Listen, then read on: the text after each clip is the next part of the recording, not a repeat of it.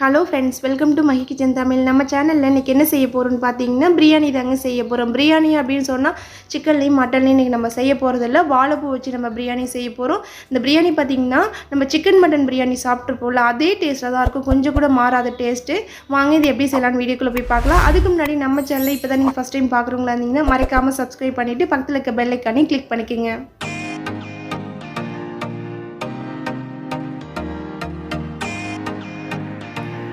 நம்ம வாழைப்பூ பிரியாணி செய்கிறதுக்கு ஒரு சின்ன சைஸ் வாழைப்பூ எடுத்து நல்லா க்ளீன் பண்ணிவிட்டு அதில் உள்ள நரம்புகள்லாம் எடுத்துகிட்டு வச்சுருக்கேன். இதை நம்ம கட் பண்ணிவிட்டு தண்ணியில் சேர்த்து வச்சிடலாம். தண்ணியில் சேர்த்துருங்க, இல்லை அப்படின்னா கருத்து போயிடும். அடுத்ததாக நம்ம பிரியாணி தாளிப்பு ரெடி பண்ணிக்கலாம். ஒரு டீஸ்பூன் அளவுக்கு நெய் ஊற்றிக்கிங்க. அது கூடவே நம்ம தேவையான அளவு ஆயில் ஊற்றிக்கலாம். இப்போ பார்த்திங்கன்னா எண்ணெயும் நெய் நல்லா சூடாயிடுச்சு. இந்த ஸ்டேஜில் பிரியாணிக்கு தாளிப்புக்கு தேவையான பட்டை, கிராம்பு, ஏலக்காய், பிரியாணி இலையெல்லாம் சேர்த்துட்டு நல்லா மிக்ஸ் பண்ணி விடுங்க. அடுத்தது பார்த்திங்கன்னா நம்ம கட் பண்ணி வச்சுருக்க பெரிய வெங்காயம் 3 அதில் சேர்த்துக்கலாம். சேர்த்துட்டு நல்லா இது பொன்னிறமாக வர அளவுக்கு நல்லா வதக்கி விட்டுக்குங்க. வெங்காயம் நம்ம எந்த அளவுக்கு வதக்குறோமோ அந்தளவுக்கு பிரியாணி நல்லா டேஸ்ட்டாக இருக்கும். இப்போ இந்த வெங்காயம் வதங்கிறதுக்கு தேவையான அளவு உப்பு கொஞ்சம் சேர்த்துடலாம்.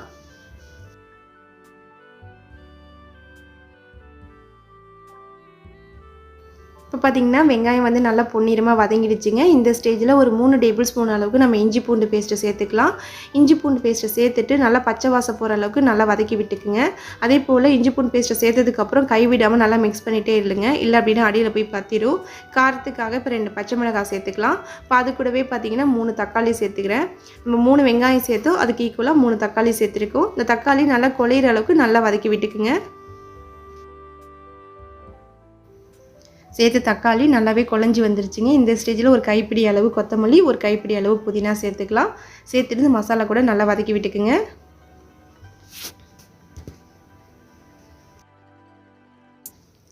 நம்ம சேர்த்த எல்லா பொருளுமே நல்லா வதங்கி வந்துடுச்சு. இந்த ஸ்டேஜில் நம்ம மசாலா பொருள் சேர்க்க ஆரம்பிக்கலாம். 1 டீஸ்பூன் அளவுக்கு தனி மிளகாத்தூள், 2 டேபிள் ஸ்பூன் அளவுக்கு நம்ம பிரியாணி பொடி சேர்த்துருக்கேன். பிரியாணி பொடி நான் கடையில் வாங்கினதாக சேர்த்துருக்கேன். 2 டேபிள் ஸ்பூன் அளவுக்கு சேர்த்திங்கன்னா கரெக்டாக இருக்கும். இப்போ இது எல்லாத்தையும் சேர்த்துட்டு இந்த மசாலாவோட பச்சை வாசம் போகிற அளவுக்கு ஒரு நிமிஷத்துக்கு இப்படி வதக்கி விட்டுக்கலாம்.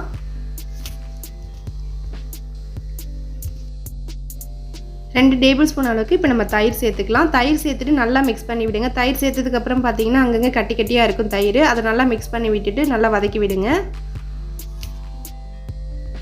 இப்போ பார்த்திங்கன்னா மசாலா நல்லாவே ரெடி ஆகிடுச்சு பாருங்கள். நல்லா கொஞ்சம் கூட நம்ம சேர்த்து தக்காளி, வெங்காயம் எதுவுமே தெரியல, அந்தளவுக்கு நல்லா வதக்கி விட்டுருக்கோம். இந்த மாதிரி வதக்கிட்டு நீங்கள் பிரியாணி செஞ்சிங்கன்னா தான் நல்லாயிருக்கும். அடுத்த பார்த்திங்கன்னா நம்ம கட் பண்ணி வச்சுருக்க வாழைப்பூ அதில் சேர்க்க ஆரம்பிச்சிடலாம். வாழைப்பூவை மசாலாவில் சேர்த்ததுக்கப்புறம் நல்லா அந்த வாழைப்பூ சுருண்டு வர அளவுக்கு நல்லா வதக்கி விட்டுக்குங்க.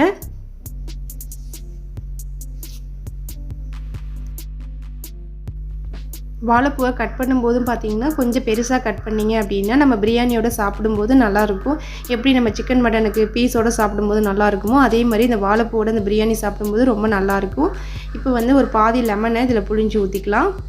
ஊற்றிட்டு இந்த பிரியாணிக்கு தேவையான அளவு உப்பை சேர்த்துருங்க. சேர்த்துட்டு நல்லா மிக்ஸ் பண்ணி விடுங்க. நம்ம சேர்த்த வாழைப்பூ எல்லாமே நல்லா வதங்கி வந்துருச்சுங்க. இந்த ஸ்டேஜில் நம்ம தண்ணி அளந்து ஊற்றிக்கலாம். நான் 2 கப் அரிசி எடுத்து அதுக்கு 4 கப் அளவு தண்ணி அளந்து ஊற்றிருக்கேன். நான் நார்மலாக வீட்டில் செய்கிற அரிசிங்கிறதுனால 1 கப்புக்கு 2 கப் தான் தண்ணி ஊற்றிருக்கேன். நீங்கள் பாஸ்மதி ரைஸில் செய்கிற மாதிரி இருந்தால் 1 கப்புக்கு 1.5 கப் அளவு தண்ணி ஊற்றினீங்கன்னா கரெக்டாக இருக்கும். இப்போ தண்ணி சேர்த்ததுக்கப்புறம் நல்லா மிக்ஸ் பண்ணி விடுங்க.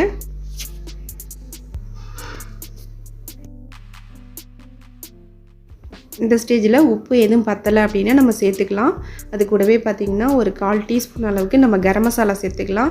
லாஸ்ட்டாக இந்த மாதிரி நம்ம கரம் மசாலா சேர்க்கும் போது பிரியாணியோட ஃப்ளேவர் அப்படியே இருக்கும்.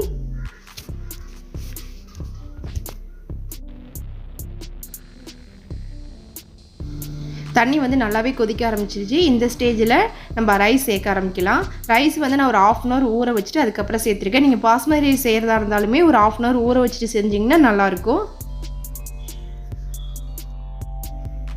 இப்போ ரைஸ் சேர்த்ததுக்கப்புறம் ஒரு டைம் இந்த மசாலா கூட கலந்து விட்டுக்கலாம். அதே போல் இப்போ நம்ம உடனே குக்கர் மூடி போட வேணாம். இது ஒரு 5 நிமிஷம் நல்லா கொதிச்சு வரட்டும், அதுக்கப்புறம் நம்ம மூடி போட்டுக்கலாம். இப்போ பார்த்திங்கன்னா நல்லா கொதிக்க ஆரம்பிச்சிடுச்சு. இந்த ஸ்டேஜில் நம்ம மூடி போட்டுட்டு விசில் போட ஆரம்பிக்கலாம்.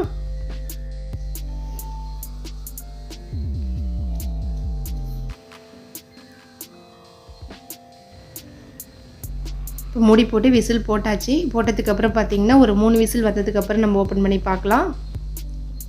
இப்போ 3 விசில் விட்டு ப்ரெஷர்லாம் அடங்கிடுச்சு. நம்ம ஓப்பன் பண்ணி பார்க்கலாம்.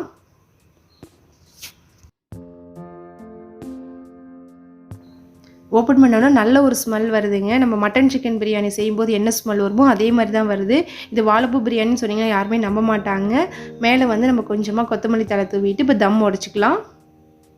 சாப்பாடும் பார்த்திங்கன்னா நல்லா உதிரி உதிரியாக வந்திருக்கு. கொஞ்சம் கூட உடையாமல் நல்லா சூப்பராக வந்திருக்கு பாருங்கள். ஒரு சில டைமில் பார்த்திங்கன்னா நம்ம வந்து நான்வெஜ் சாப்பிட முடியாமல் இருக்கும். ஒரு சில பேருக்கு நான்வெஜ்ஜே பிடிக்காது. ஆனால் பிரியாணி சாப்பிடணும் போல் தோணும். அந்த மாதிரி டைமில் வாழைப்பூ இருந்துச்சுன்னா போதும், டக்குன்னு இந்த பிரியாணி இங்கே செஞ்சு கொடுத்து பாருங்கள். ரொம்ப விரும்பி சாப்பிடுவாங்க. டேஸ்ட் வைஸ் ரொம்ப நல்லா இருந்துச்சுங்க. அவ்வளோதாங்க, வாழைப்பூ பிரியாணி ரெடி ஆகிடுச்சு. நீங்களும் உங்கள் வீட்டில் ட்ரை பண்ணி பாருங்கள். ட்ரை பண்ணி பார்த்துட்டு எப்படி இருக்குன்னு சொல்லிட்டு கமெண்ட் பண்ணுங்கள். நாங்கள் போகிற ரெசிபி உங்களுக்கு பிடிச்சிருந்துச்சின்னா மஹி கிச்சன் தமிழுக்கு சப்ஸ்கிரைப் பண்ணிக்கிங்க.